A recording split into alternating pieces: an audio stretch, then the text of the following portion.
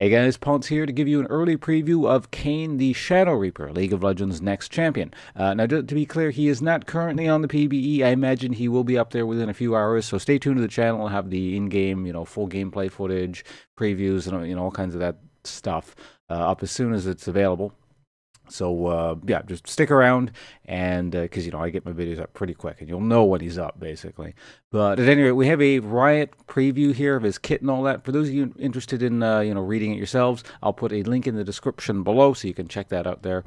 But anyway, we're going to kind of go over what's going on here with the character. He is a transformation-style character. You can swap between seemingly sort of a range-killing assassin-type character and a more kind of bruisery-ish, tanky, sort of drain tank sort of thing by the looks of it.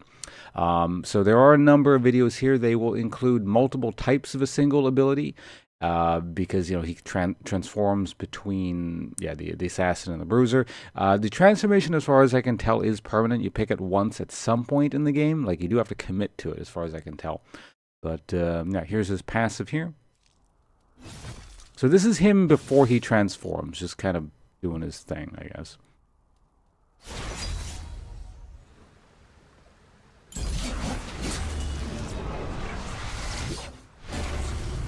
So this is his assassin form right there.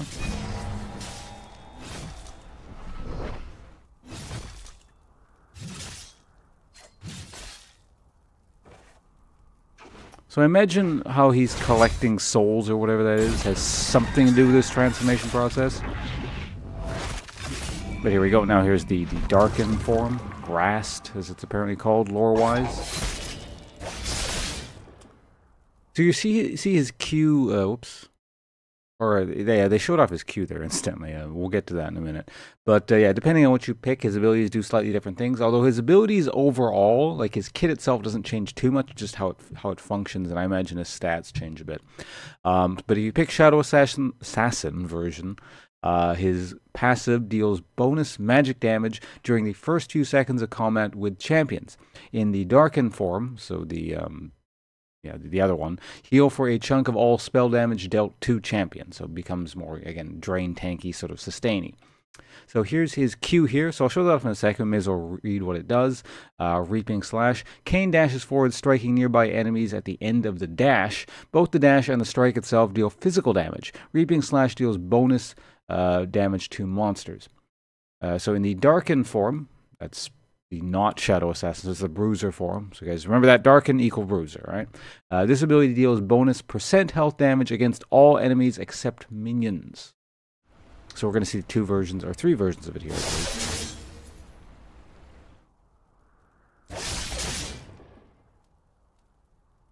Oh, right, no, we only get two versions, because, right, his Shadow Assassin form, as far as I can tell, at least according to the ability preview, does not get a bonus from the Q.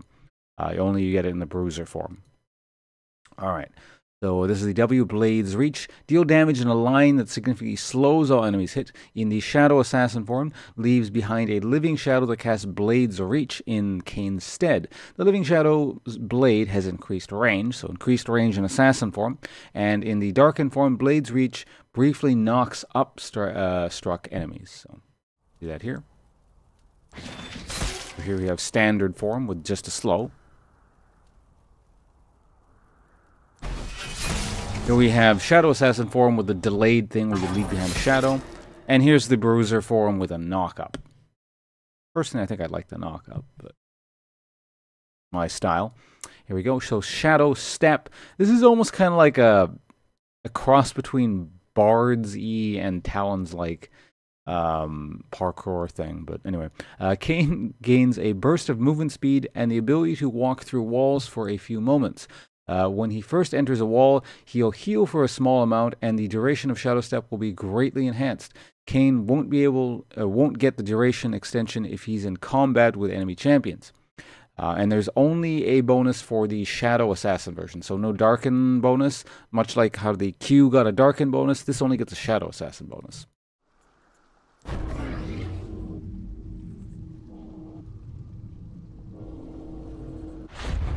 So that was version 1 there. Oh, wait. Okay, no, they're only going to show us one version. All right, there you have it. Okay, so finally here, the ult, the Umbral Trespass. Now, obviously, it's going to gain benefit depending on which you pick. But Kayn may infest any nearby enemy champion who he has recently damaged. So he has to damage it, specifically, by the sounds of it. Trespassing into a champion makes Kayn untargetable for a few seconds. Reactivating the ability during this period ends the effect early. Kayn then wrenches himself free from the victim's body, dealing a burst of damage. Shadow Assassin form. Umbral Trespass can be cast from further away and resets the bonus magic damage from Darkened Sight. That's his passive. So, when he first engages, you get some bonus magic damage after Kayn exits victim. So you basically ult on someone, you gain bonus damage for the little while afterwards. In the Darkened form, deals extra damage as a percentage of the victim's maximum health, healing the Darkened in the process. So let's take a look at that.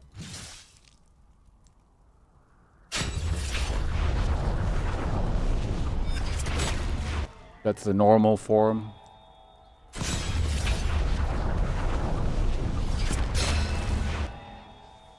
The assassin form. Here's the bruiser form. Notice they picked Scion for that. That healed a massive amount of health, but we'll see the exact numbers on what's going on here. This is just an ability preview. But they notice I picked Scion to deal like a whole bunch of extra bonus damage because, Scion has lots of health. So yeah, kit-wise, I mean, I guess the gimmick is, he has the transform thing. Nothing in and of itself is super new. I guess the ult is kind of a bit different. They do talk about it kind of here, where they're saying, here's an example. Umbral Trespass has a few interesting interactions with a mobile champion. See an enemy Shen using ulting to the bot lane, get close enough to trespass aboard the ninja train and enjoy the ride. So you can infest Shen, he's going to ult on someone, and then you'll basically follow him. I imagine that probably works with things like TF and Pantheon and stuff like that. So, yeah, there you have it. Like I said, he's not currently on the PvE, but he should be very soon, so please stay tuned to the channel.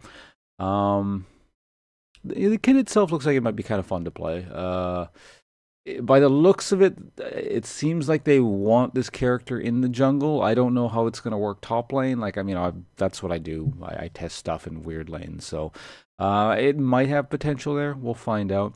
It's kind of interesting that it seems to be a lot less multimedia fanfare spam that, Riot likes to just shit out when they come up with a new champion. So maybe they're being a bit more financially prudent now.